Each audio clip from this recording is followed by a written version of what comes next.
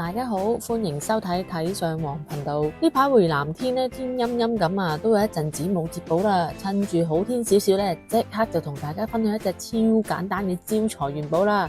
呢一隻接法咧真係超簡單啊！就算入到廟臨急抱佛腳啊，嗱臨接都一樣可以輕鬆搞掂啊！睇片之前咧，記得要大力 like 呢條片，同埋撳埋個鐘仔訂閱我哋 channel 啊！即刻睇下點接啦。首先咧就會輕輕手咁樣對齊個頭先，對好之後咧就接一條邊出嚟啦。其實咧可以放喺台上面借力嘅，咁就接好佢啦。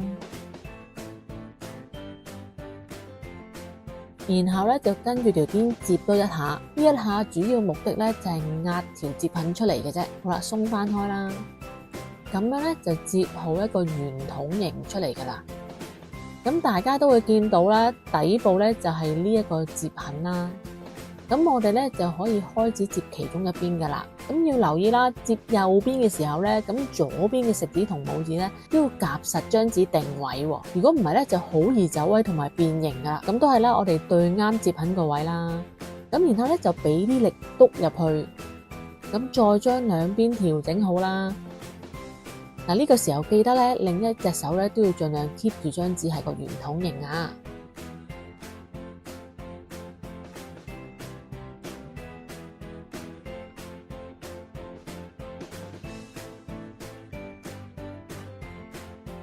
一樣啦，對啱接痕個位先，然之後咧又係俾啲力都入去啦，再接翻好兩邊。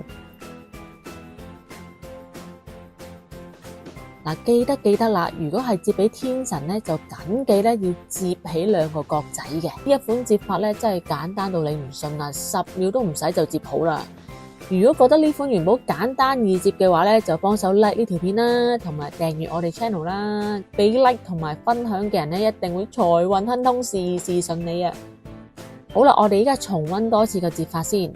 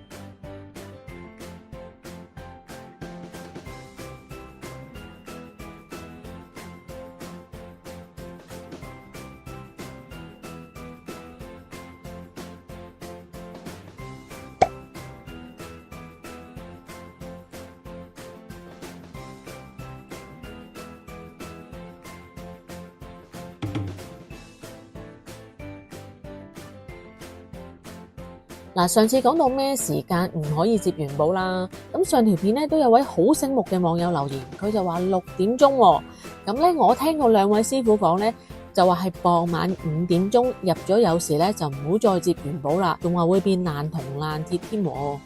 不過如果屋企有大神嘅話咧，咁就可以點香啦，品神之後咧就可以繼續接噶啦。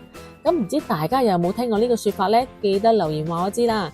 同埋一定要留意同訂閱我哋 channel 啊！我哋嚟緊咧都會分享更多元寶接法同埋玄學資訊啦。大家如果有咩好嘢咧，都可以留言區同我哋分享啦。我哋下個禮拜見啦，拜拜。